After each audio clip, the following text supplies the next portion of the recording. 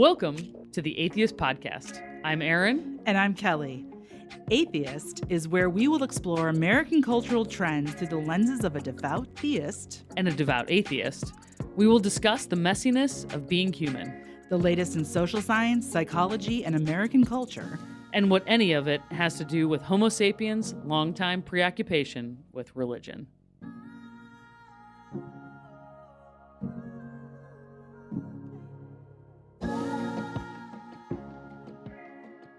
Welcome to our next episode of Atheist Podcast. We are here today. We're really excited. This is the first time we've had 4 people at the table. Oh, big table. It's a good table. Love it. So we have Adam Flores. Hello. And Ben Hochman here. Hi. And we are talking about building community. And we're talking about a specific and a really cool project that they're doing here in St. Louis. In terms of building community using theater and sports. And let's just start off. Let's kind of get to know you guys a little bit and hear a little bit about your background. Who are you and where'd you come from? You want to go first? I will go first. Yeah. My name is Ben Hochman. Just call me anything except Benji, I suppose. Okay. Benny. I like Benny. I'm into Benny. Okay. Yeah, I'm from St. Louis. My parents are educators. I grew up in Clayton High, class of '98. Woohoo. And and then I just missed me, or I just missed you. You were at Clayton High? I started at 99 teaching there. Oh my gosh. Okay. Yeah. Wow, we literally Passing ships ships in the night. in the you took night. my parking spot probably. Yeah, I did. I went to Mizzou for journalism because that's what you do if you like journalism and you're in the Midwest. Yep. And you can't get into Northwestern. And I've always wanted to be a storyteller, primarily about sports. Since I was 8, and now I do that professionally for the St. Louis Post-Dispatch. Previously at the New Orleans newspaper and the Denver newspaper. Awesome. Yeah. Awesome. My name is Adam Flores. My parents specifically picked a name that couldn't be shortened or changed into anything, so it's just Adam. Thanks, Albert and Debbie, who are not Al and Deb. So I was born in Holt Summit, Missouri. I grew up in Holt Summit, Missouri, and which is just outside of Jefferson City, which is the capital. So mid-Missouri. I went to Jefferson City High School and all of that, and then. My first introduction to Clayton High School was competing against you all in speech and debate tournaments and coming up and doing all of that stuff. How do we do? About 50-50, I feel like, between the Claytons and the Pattonvilles and all the other Parkway West at the time. But I was not a debater. I did more of the IE acting stuff, so that was more what I did. And then I came up to St. Louis and went to Fontbonne University and got my degree in theater education. Growing up as like a Mexican kid in the middle of Missouri who liked theater, the only jobs I knew were Broadway and high school theater teacher, and I knew I wouldn't be on Broadway, so I was like, I'll be a high school theater teacher, and those are the paths for me. But I went up and got my education degree at Fontbonne University and had incredible teachers and Michael Sullivan and Deanna Gent, and so I started doing theater around town and really just started loving it and getting more and more connected, and taught in the Parkway School District for 3 years. But while I was doing that, I was like, oh, there's more in this theater thing for me than I kind of was told or was shown. Mm-hmm. And so, a few little moves here and there, really started to kind of dedicate myself to it, and went to graduate school down in Waco, Texas at Baylor University and got my master's in directing theater. And then came back as a professor at Fontbonne University. And was a professor at Fontbonne University, and then now have moved over to be the manager of community engagement and education at the St. Louis Shakespeare Festival. And that basically just means that I don't have a lot to do with our main stage that everyone knows us for, but I run 2 of our smaller programs. One being the Shakespeare in the Streets that kind of brings us here today. Yeah. So do you want to talk to us a little Sure. about Shakespeare in the Streets and kind of the history of that project and where that came from? Sure. He's a stud. Listen to what he's accomplished so far. It's really cool and really impressive and really special for St. Louis. Yeah, I mean, I've been very blessed to there's not a lot of us who are making our full-time career in the theater in St. Louis, and so I'm very blessed in that space. So the St. Louis Shakespeare Festival is a free large-scale, more traditional performance of a Shakespeare play in the Forest Park in Shakespeare's Glen every year. Started, just over 20 years ago. They started. What was really interesting about the founding of this organization is that, unlike in many spaces, arts organizations are started by a group of artists who really want to do that.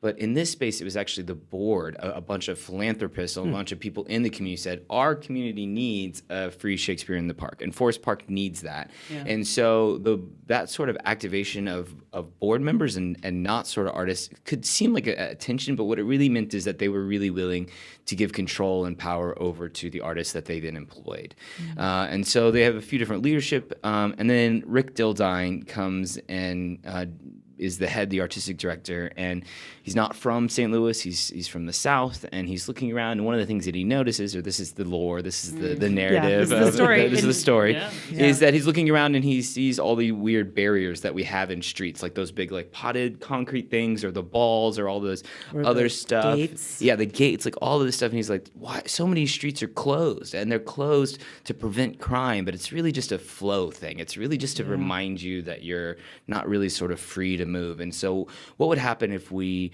shut down the streets for art, for theater? And so that's where the Shakespeare in the streets model comes from. But that's how it kind of arrives in St. Louis. The actual form of what we do is what we called community engaged theater. Mm-hmm. This is different than community theater or community-based theater because it is an outside institution going in and engaging with the community, asking to be invited in, and then creating something with them. This model comes back from the 1990s with a bunch of Harvard graduates, and safety school. Yeah, obviously, yep. I think they actually begged you to come after you picked Mizzou. I went to Mizzou. Yeah. That Northwestern thing was a joke. Yeah. Mizzou the whole time. But they graduate and they want to go make theater in the community, and so they literally are like, "What state do we know the least about?" And they're like, "Montana." And then they go to Montana, Montana, and then they go. I don't know this story. And then they go, "Hey, what?" Like they call up the Chamber of Commerce, whoever, and they're like, "What little town could use some art?" And they're like, "This town." And so Bozeman, Montana, and they get sent there, and they live there for over a year, and they just meet people and they talk with people, and then after that year, they're like, "We think we should put on a production of Romeo and Juliet and talk about the racial divides that you have, and have a black." Montague and a white Capulet family, a really basic concept. And so they started performing, and then they realized, if we adapt the stories even more to fit these communities, if we listen and it's even more about them and get further and further away from the Shakespeare, we can really do some work. So this idea has come from them, from Cornerstone Theater Company, which is based in LA now, and they go into communities. And you worked there for a while, didn't you? I spent a summer living in a tent with them in Salinas, California, which was really cool. During my grad school, I went out and stayed with them. They had already done all of the kind of community work for over a year, and we were like time to recruit people and put on the play. And what was really powerful, I was in grad school. I had already acted in the very first Shakespeare in the Streets that was ever done here in St. Louis. I was like, this community engagement thing is cool. So I went and studied with them, and I lived in a tent, and it was East Salinas. Oh my gosh. And it was a big tent, but it was still a tent. And East Salinas is in a part of California that is in the same valley as Watsonville, California, which is where my father grew up and worked in the fields and did picking. And so we were working with migrant workers within the same valley that my family had come from and roots. And it was totally a fluke that that was the year that I went, was the year that they were 20 minutes away from my dad's high school. Wow. Unbelievable. And so that kind of experience was really kind of exciting. And so then I, come back, and the Shakespeare Streets program is still going. Rick Dildine has left. Nancy Bell, who was the original writer, is continuing to maintain the program. Jenny Windsor has now come in and is the head of the education for the Shakespeare Festival. And in 2018, I acted in my second Shakespeare in the Streets downtown. Then I left Fontbonne University when Jenny Windsor left the job, and then I came over and now run the program that kind of actually started me on this trajectory of going into the community engagement stuff. And Full circle. Yeah. the goal is to spend 12 to 18 months in a community, interviewing them, meeting them, showing up at meetings, showing up at places, and talking to them, and then getting a writer to kind of synthesize and bring all of that together in a play that is both informative but also entertaining, that isn't just a history piece. It needs life, oftentimes music or dance is involved.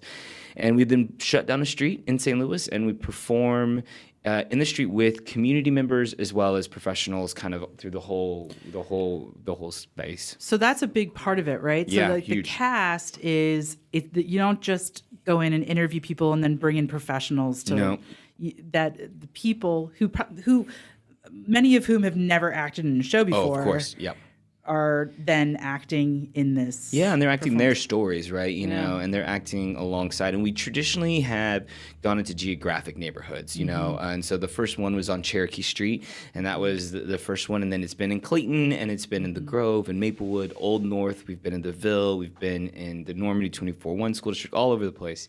And Bevo Mill the last Bevo Mill last year, which was a really great one. And that one, you know, because we go in listening, we thought when we were going into the Bevo Mill, we were going to tell the story of the Bosnian population here in St. Louis, you know, there are more Bosnians in St. Louis than there are anywhere in the world except for Bosnia, right? We thought that was a story we were going to tell, but as we were there, we started meeting people, and then what happens in Afghanistan pushes this large train of refugees into our community, and Oasis International is there, and they became a partner, and they were receiving people. And so it became a story about all of the different people that have come through the Bevo Mill who are still coming to seek, you know, the German population as well. But, you know, all of these people, and like this intersection is someplace where people can come and launch their lives in St. Louis. Yeah.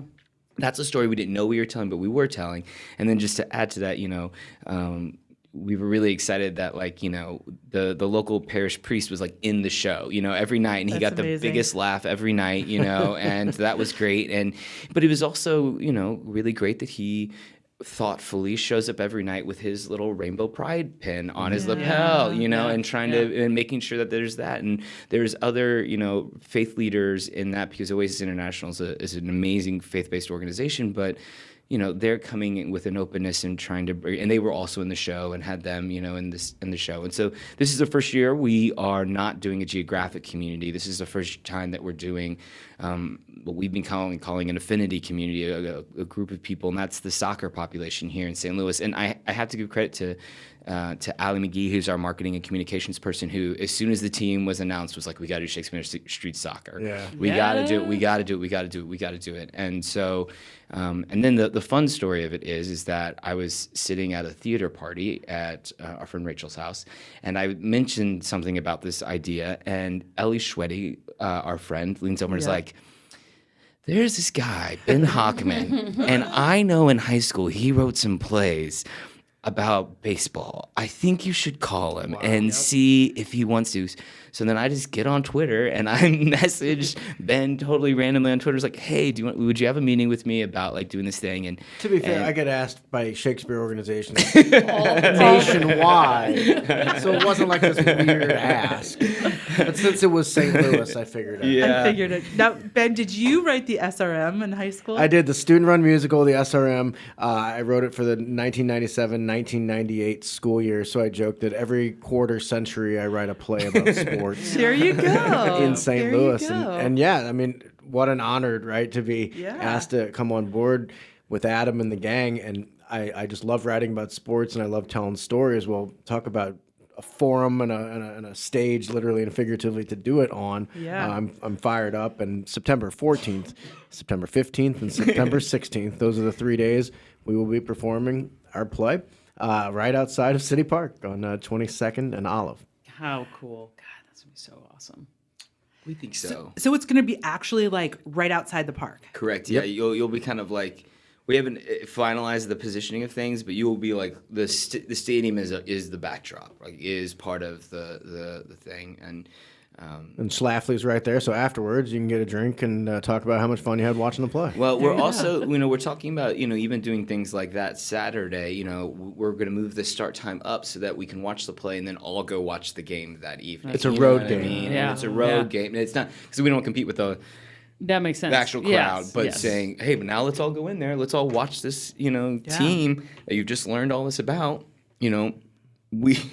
We like everyone else, we're not expecting the season to be quite as successful as it has been right now. So that's also terribly exciting. Crazy. But Yeah, I mean that's the cool thing about this, and my part is, and Adam's doing it too, is we're researching through interviews, and we're interviewing dozens and dozens of St. Louis soccer people, from the most famous names to some guy or girl you've never heard of, and everyone's got a story, and we're just gathering these, and it's just been such a fun thing for me. And then, oh, by the way, and I know you said because we got the team here in St. Louis, that's why Allie and everyone wanted to do it this year, but for my job as columnist for the St. Louis Post-Dispatch, even if I wasn't doing this play, I've been immersed in St. Louis soccer history and culture in numerous columns I've written already. So, like, for my day job, I'm working on the play, and then at night, I'm working on the play.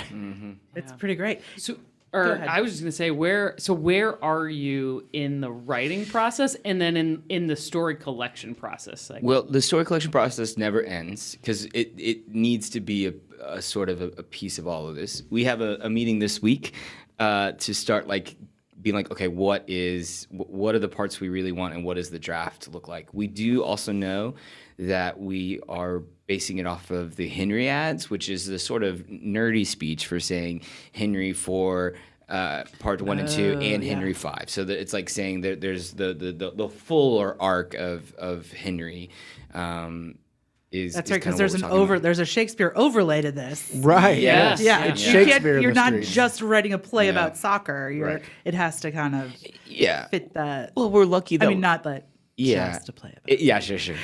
But there's also, no greater locker room speech than, Yes, some of the stuff that's in there. And so it's like, I was in it on the park. Oh, were you? Yeah. Oh. I tell my students, I'm like, I think maybe one of the best moments of my acting career is as a 40-year-old woman being a soldier, running on stage with the helmet and hearing that speech and just being like, I get to do this. Yeah, that's cool. I get to do this. I don't know. Do you have any other updates about how the play is coming along? I don't know. Oh yeah, I mean, just it's so much fun talking to these people. We mentioned off air Lori Kolupny, one of the greatest women's soccer player in our country's history. She's an Olympian, a World Cup champion.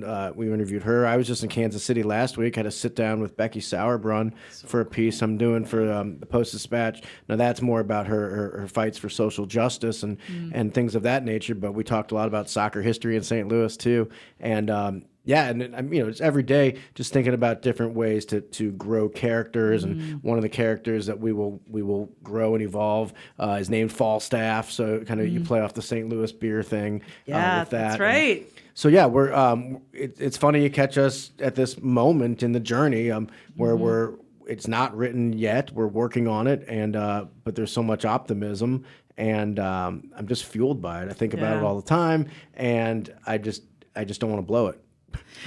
I'm sure. Me either. Either. Because honestly, I mean, we could all probably argue that St. Louis is probably the best sports city in the country. I know Adam would definitely. I'm sure both of you would argue that, right? Yeah, I mean, in regards to what do they say, like pound for pound? Yeah. Like you hear that in boxing a lot. Pound for pound, some small guy was the best boxer of all time. We got pound for pound, a town that doesn't have the NFL or the NBA is probably the best sports town. But I mean, New York has how many teams? Right. They might. But there's no question, and that's why I moved back here. I'm from here. I was a columnist for the Denver Post. It was a bigger job in regards to covering sports. There's more teams there in Denver, and I think a bigger newspaper too. But St. Louis is home, and it's not just home. It's this amazing sports community. Heck, and we talk about a lot about. We're talking about it off air about finding awe and finding community through something. Well, going to a Cardinal game or now going to a City SC soccer game, there's nothing like it in regards to community experience. Yeah. So can I tell you a story that I tell a lot to describe St. Louis, and it is this perfect sports theater crossover moment. So the year. No, do not. Okay, great. So We're gonna take a break now. yeah. So 2006, production of Noise is Off, and this is a play where at the end of the play, lots of people are running on and off, and it's chaos, and it's like silly and whatever. And so I'm in the booth working as a light board operator, stage manager. I don't remember what I was doing. And Do you remember that I was in the show? yes, that's what I was saying. Yes, that's what I was saying. Like, do you remember this night? Because there's like the first part of this and the second part of this. As the Cardinals are winning the World Series, the actors are running on and off, and each one's like, we won the World Series. We won the World Series. Oh my God, we won the World Series. And then so then at the end, they go out, and instead of taking bows, it's just the Cardinals won the World Series. Oh, cool. And the crowd erupts and is like thrilled and excited. And I was like, that's a very specific St. Louis thing. That to be like, this theater crowd is actually just as interested in this. And then that night, I don't know if you know this, a bunch of us went to see a shadow show of Rocky Horror Picture Show, where they have the little actors in front who are like acting out what's happening in the show, and everyone's dressed up, and it's ridiculous.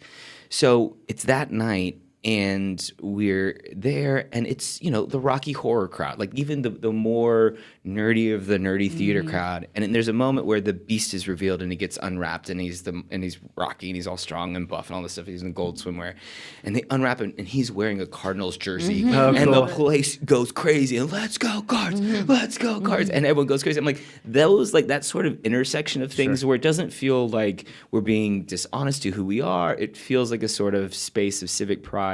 I tell a story all the time to just be like, there's an intersection that's happening here that is not easily happening in Milwaukee and in other places the way that. And that's what soccer does in this town. Yeah, for sure. During these interviews for our play, you find out about there was a big divide between North St. Louis and South St. Louis, or North City and South City. And a lot of these soccer dudes hated each other, but there was this mutual respect for how good they were at soccer. And then you look, of course, and I don't want to say it's a cliched story, but it's a very beautiful American story where people come to the country and they've got nothing in common with the Americans except for sports, and notably soccer. And a lot of these people, I interviewed some Bosnian people, it was just a way to feel like they were back at home. And this guy Dennis, who I interviewed, was talking about how he they would play during wartime. They would and soccer was like therapy for him.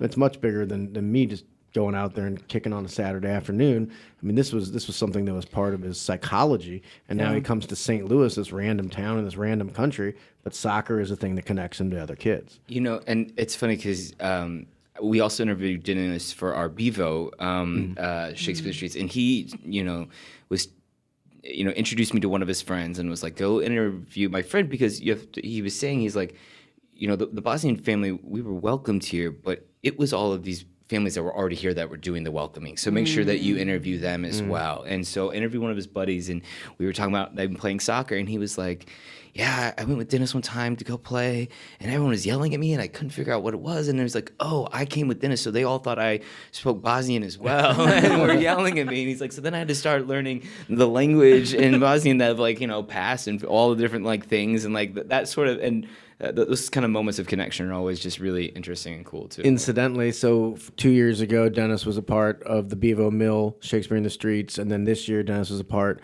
of the soccer Shakespeare in the Streets. Next year's Shakespeare in the Streets is just going to be about Dennis. Yes, this is true. This is true. We can't confirm. It's just going to be Dennis. It will be performed every night out front of his house on the streets. That's what we'll go for. All things Dennis. So people who might not be, mostly maybe people from St. Louis are going to be listening to this podcast, but maybe not. Sure. But the soccer stadium is new. Yeah. And I'm wondering, what do you think the soccer stadium and the soccer team has, very new? How many games?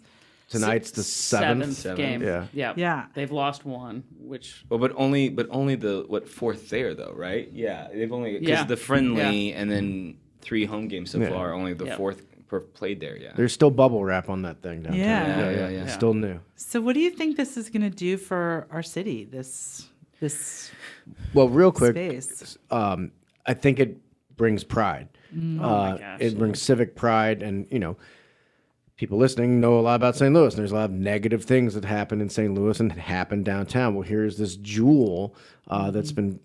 We have the jewel box in Forest Park, but here's another jewel box placed into downtown St. Louis, and it of course because of that, it brings tourism, it brings people spending money downtown, it makes people, hey, I want to go to downtown St. Louis, and all of that is good stuff. Yeah. The other thing that just to say about the actual space is that this fear of going downtown, this fear of the city in our region is so palpable. And I remember as being an 18-year-old and coming to Fontbonne and being so thrilled to be in the city. I was like, oh, I'm in the city, you know, like I'm so thrilled. And then all of my friends from the county having just such immense fear about the space itself. You know, you would go to a Cardinals game and then you'd leave. Like that was the thing. And it's still not getting like infinitely better. But part of the other thing that it's doing is that Busch Stadium, because of its size, kind of inculcates you into this like idea, this space.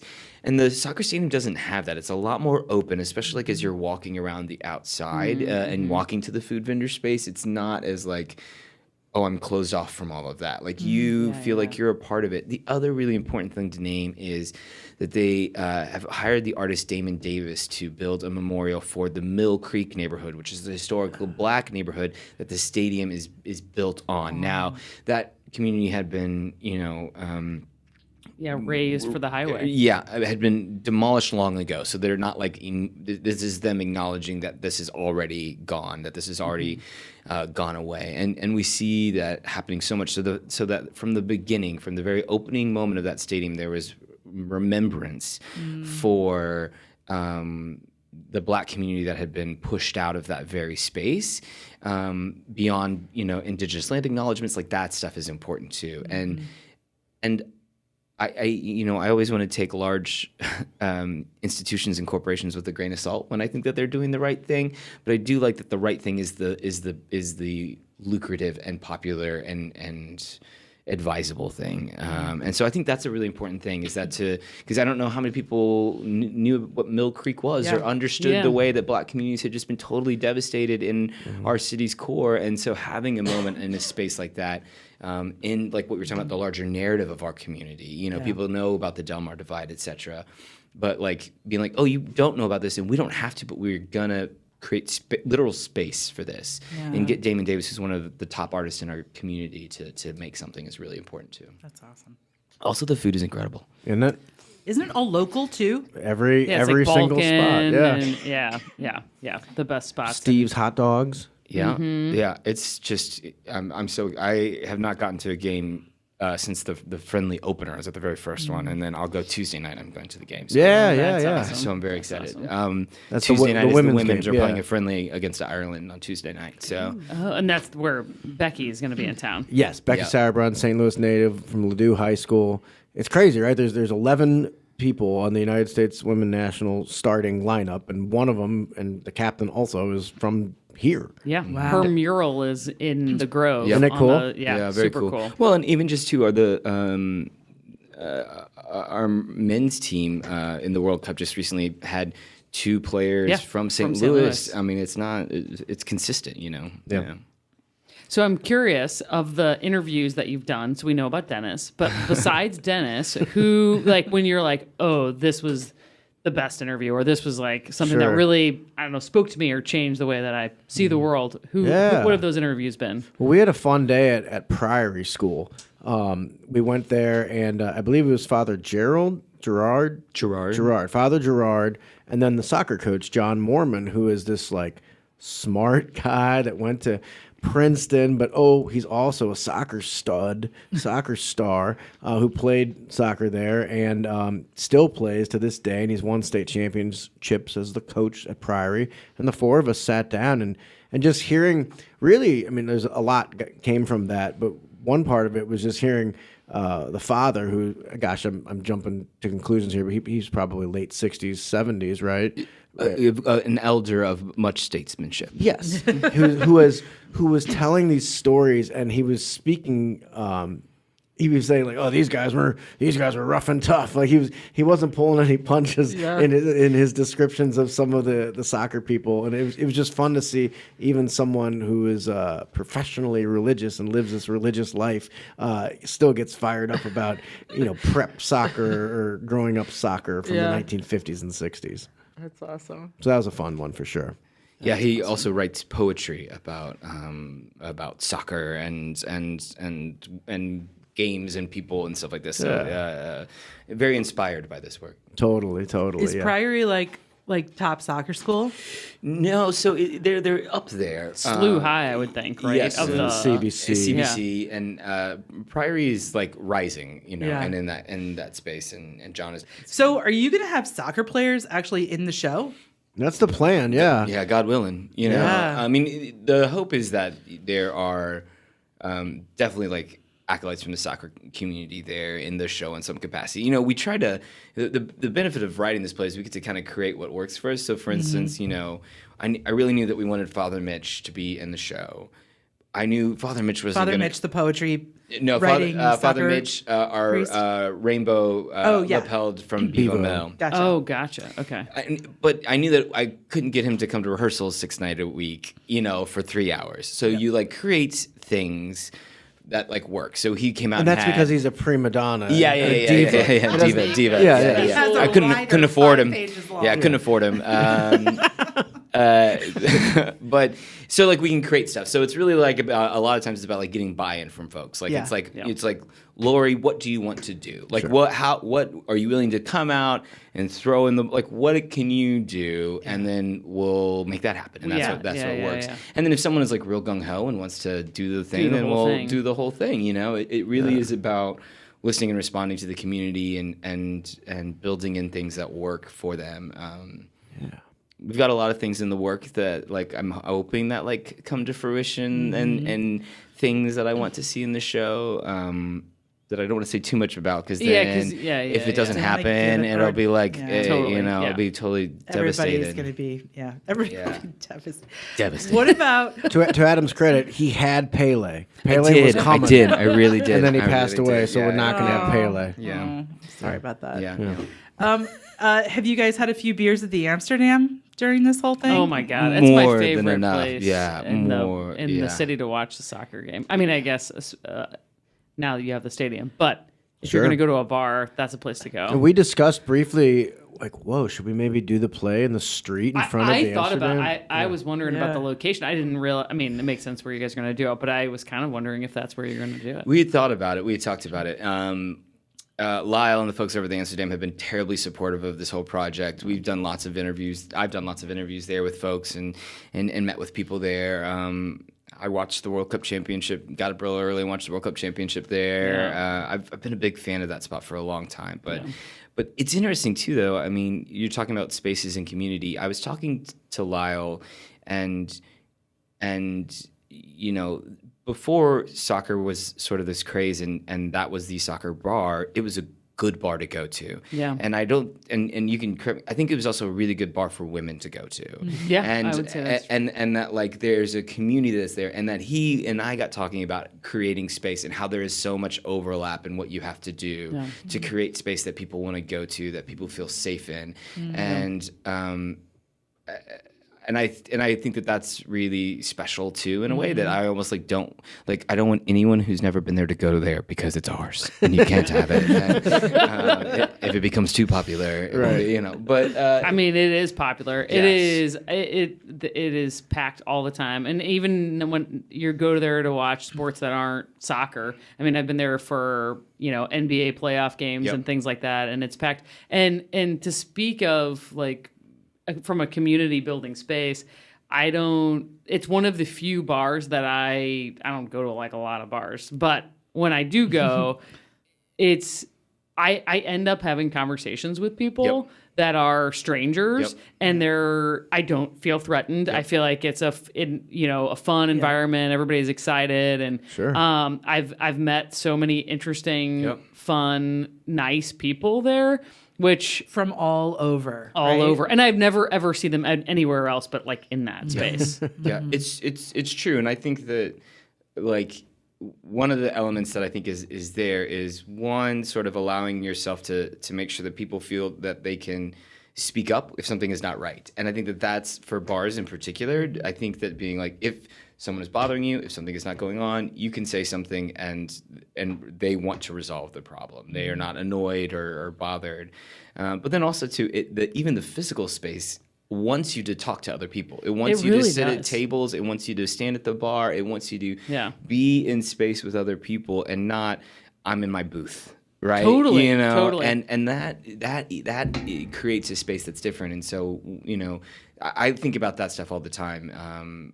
About like, where do I feel the most comfortable? Where do I see other people feeling the most comfortable to talk to someone, to like engage and be with someone else in another space? Yeah, I was with a friend. We were sitting at the bar, and this was years ago. And we were chit chatting, and this man that was sitting next to us, who was like over, listening to our conversation, and I was talking about. So I used to run the school paper, and we were talking about a story that we were working on. And he goes, "Oh, like the Globe."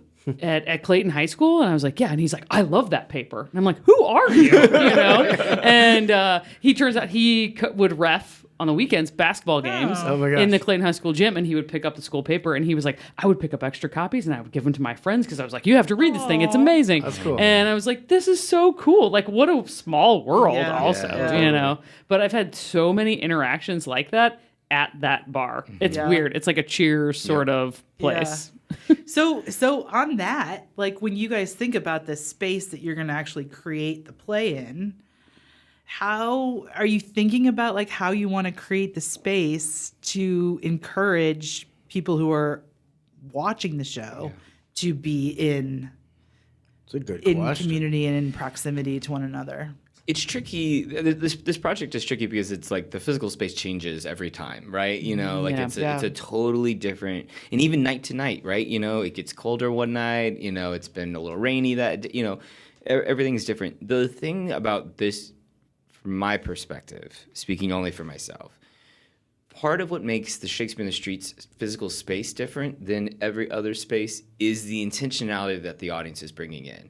Because you have the in-group, the group that's been interviewed, the group that's like excited. They are bringing a sort of enthusiasm and a little bit of a nervousness and an excitement about seeing themselves, right? So the Amsterdam crowd's going to come in and like And they're going to be... have their jersey And on. they're going to have their scarves and they're going to do the thing and they're We should there. make scarves. We were talking about making scarves. We're also talking about making patches. I want to make Allie and I were on patches today. Anyway, we were so like that enthusiasm comes in. So what part of our job is that as we interview all these people, and you know, like I was at the opening of the museum event, and it was like, talking to Bill McDermott, who is like Mr. Soccer St. Louis. Like he's the guy. Literally, that's his nickname. That's his name. That's his name. That's his And so, nickname. like, you know, we've talked to him a few times, but it was the first time I got to meet his wife. And so then talking Mrs. to her, Mrs. Soccer.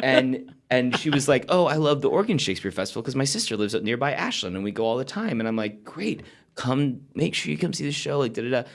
Providing that larger enthusiasm that enters into the space, followed by our kind of more traditional audience, our Shakespeare folks, our theater folks, our whatever, who know that they are coming to learn and to engage with something different. And that sort of energy is the most important thing that we can do. Whether it's about, I can't control how hot it is, I can't control how cold it is, I can't control how big the audience is or how small the audience is. The only thing I can kind of really have much control over is, you know, are you being greeted by someone? Do you understand where to go and what you should do? And then is the people around you similar to like a bar, right? You've got it like have we gotten our regulars ready to go and who know what they're doing? Have we gotten the people who can speak up? You know, have we got people who've got their ears on listening to be like, oh, I know the Globe, right? You know, if you can bring people's intentionality, the space itself doesn't have to do as much work, you know. So that's the big thing about that. Yeah. That makes a ton of sense. You should also 100% make scarves, and that it should be like St. Louis City on one side, and then like Shakespeare in the Streets on the other side.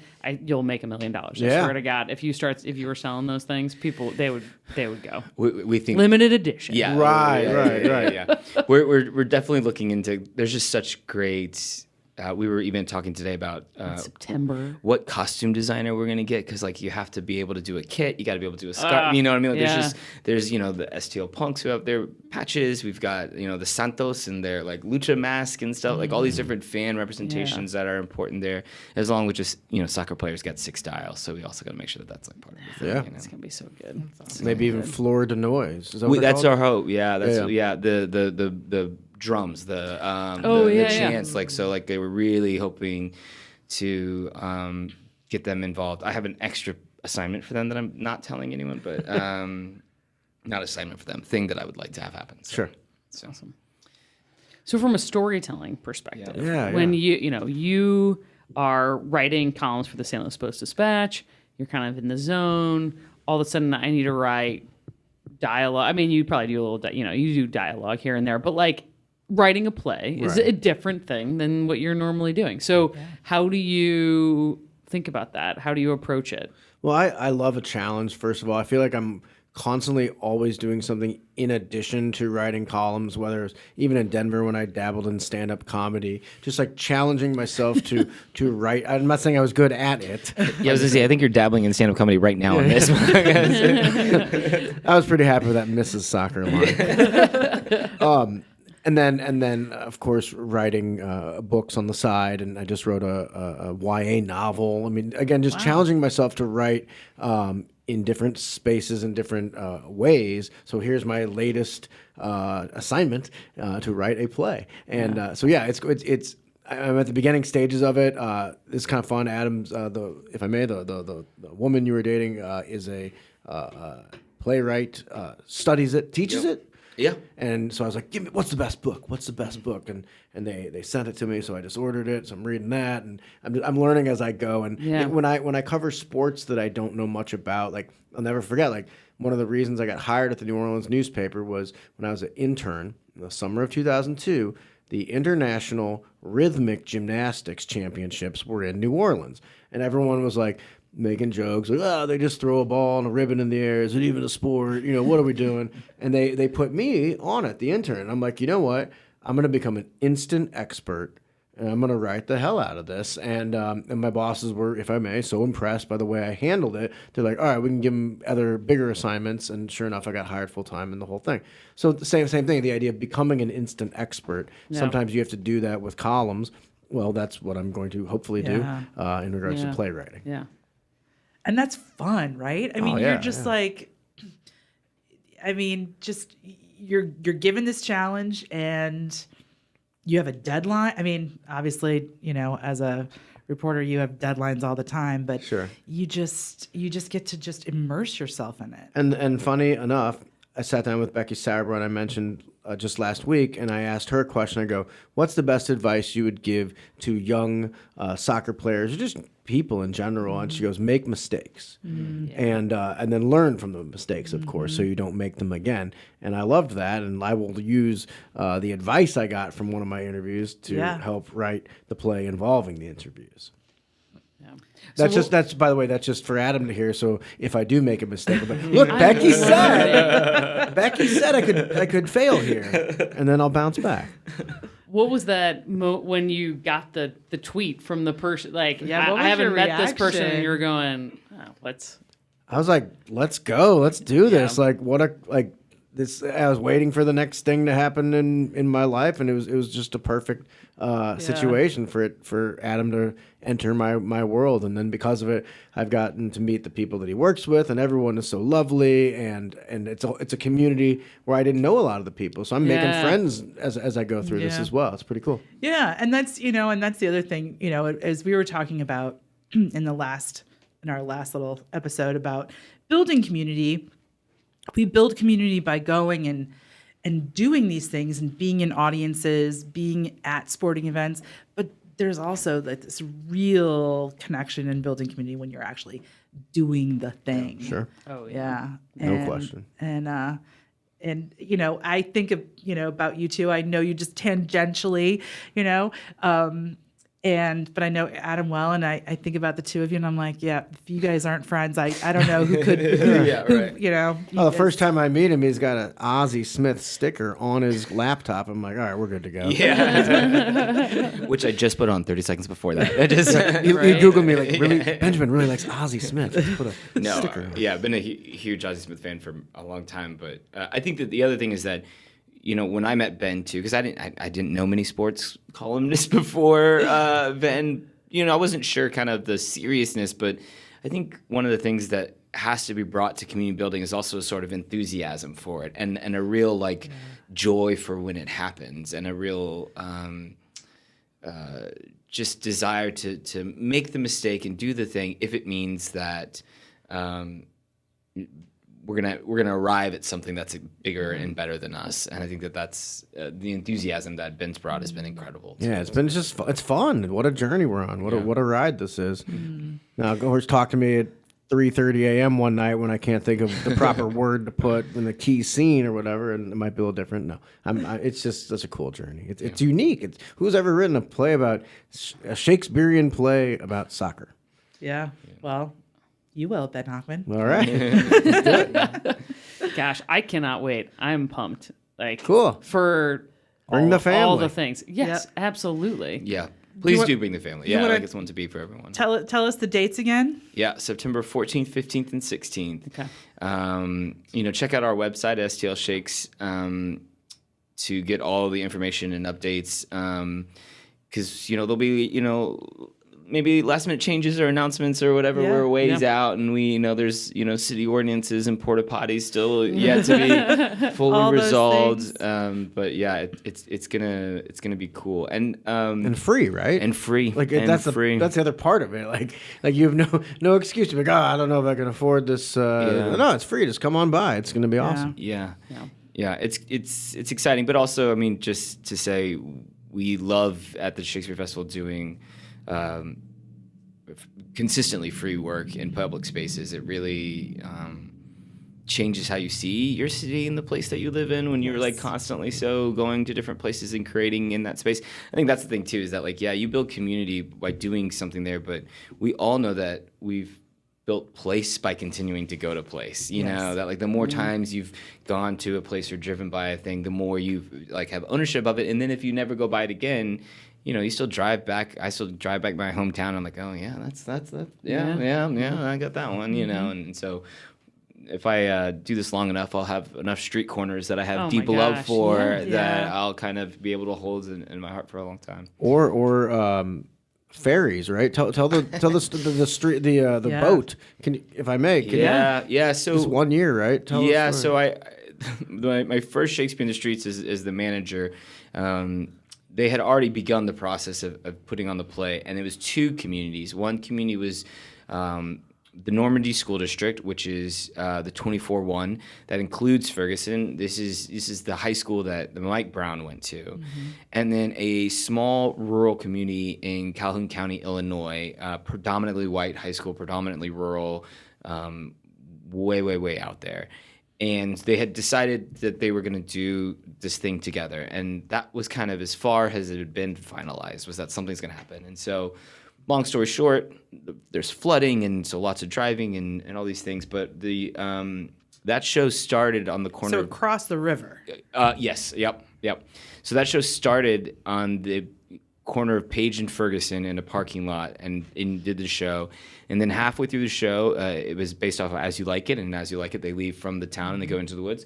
We loaded up the entire audience onto school buses, drove them up to the Golden Eagle Ferry, unloaded them off the school buses. They walked onto the ferry, took the ferry across the river, then we unloaded and had a second stage overlooking the Mississippi River and watched the second half of the play. Unbelievable. Right. Wow. The creativity of that and the power of that. Yeah, That's awesome. The logistics of it was a nightmare. Yeah. But because you had to build the ferry. That was Yeah. I'm Tom Sawyer now. I was literally Mark Twain. Mark right there. Twain. Yep. Yeah. But we, that also too, just the journey of that. You're in a school bus with people that you don't know, and then you're on a ferry at night, and it was really a beautiful thing. And then take everyone up, and we had about, I think the average was about we only did it officially twice because of just the logistics of it, but we averaged 370 people a night who went on that whole thing, and you'll never forget that. You'll never forget the ferry show. Never. And it was great and magical, and I'll never forget the dress rehearsal night. So we had one dress rehearsal and then two shows, but the dress rehearsal had to be truncated because the ferry stopped running at 9. And so we needed to we had agreed that the ferry would run a little bit longer on Friday and Saturday night. They knew what was coming, but 9:00 on Thursday night. And there's strict number of people that can get on the ferry. Oh, wow. Okay. And so we've loaded everything and and 9:00, the last ferry, it is everybody except for me and Colin O'Brien, my associate producer. And we know that means we have a 4-hour drive to get back to St. Louis because you have to go all the way around. all Way the around. way up and around. Really? So we were like, great. It's just me and him. You know what I mean? Like, it's just me and him in the car. We're like, fine. You don't have to take fantastic. somebody's grandma. No, right. It's like, we're like, great. So we're like, yes. Oh my gosh, send off. And we send off and we like start going. And they yell at us and they go, idiots, we'll come back for you. Oh. And so we were like, oh, really? And so they did a whole extra run just for me and him. Oh, that's cool. Having the most peaceful trip on the Mississippi River at I a full moon bet. night and being like, we did it. And it was just so sweet because they were like, we've seen you here for the last like month going back and forth all the time. You've showed up. You've consistently paid. You've consistently been here. You've consistently, we've seen you fill in holes. We've seen you doing the thing. We'll give you a ride. You know what I mean? You're a Yeah. part of this now. Cool. That like we didn't ask for. We weren't expecting it. But man, we were so glad that we did not have the 4-hour drive back around. Yeah. And that was small graces was crazy. Well, that speaks to what we've been talking about for the last 6 weeks, which is awe. And, Yeah. your experience of awe there on the ferry and their experience of you. So Yes. we'll just pass this on to you from our learning from this last. The number one way that people experience awe is by watching other people's acts of courage and resilience and Forgiveness and forgiveness love, and yeah. love. And which is why we love sports stories. Sure, of course. And Yeah, it's yeah. why we love stories. Yep. And these guys, they're willing to do that because they see all that you've just done. Yeah. Yeah. Yeah, it's incredible. I mean, I also like to track back then to this one last thing that we're talking about, like this fear of the city and stuff. Is that we did a Shakespeare Streets in the Ville neighborhood on the north side, which a lot of people we had people being like, well, I can't. It's at night. I'm not gonna and there's like Which is only actually like 4 blocks from St. Louis University. if Yeah. But we have real divides that make 4 Oh, blocks, I know. huge I difference. know. And I know. And the thing though is that like we work at Sumner High School there. I go to the Ville at least twice a week now. I'm not gonna lie and say that the first time I wasn't there, I was like, oh, what is this? I don't know this place. This is weird. But now it's easy, and I know the people, and it's just a different thing. And so it's also that community can't be sort of forced in that way. That like showing up and being in a space over and over again. Which is, I think, why people also enjoy season passes and things like that. Because it's not just, I don't want to just go once. I want to like over and over again. And becomes a space that is your space or feels like home in a way. And it breaks down that barrier of fear, and then I'm comfortable, right? Oh, I know my way around here. I know the people. I know how to get from point A to point B. But it does take getting out of that comfort zone, and what you guys are doing for the city and for the community is giving people an opportunity to get out of their comfort zone and experience the city in a whole new way. So thank you guys for what you're doing, because it's amazing. Yeah, it really is. Thank you for having us on the podcast. Of course. Yeah. This is great, and we look forward to seeing the show. And And, September 14th, 15th, and 16th. be there. Yeah. Mark it on your iPhone calendars right now. Yeah, and bring a blanket, bring a chair. We'll be in the streets. I'm not gonna have a big bandstand or anything for folks, but bring some drinks, some beverages, a friend, and maybe even your worst enemy. I don't know. Bring it, see what happens. Because your worst enemy probably likes sports too. Yeah. True. And you can unite over that. Yeah. Thanks, guys. No problem. Yeah, thank you. Thanks. This is fun.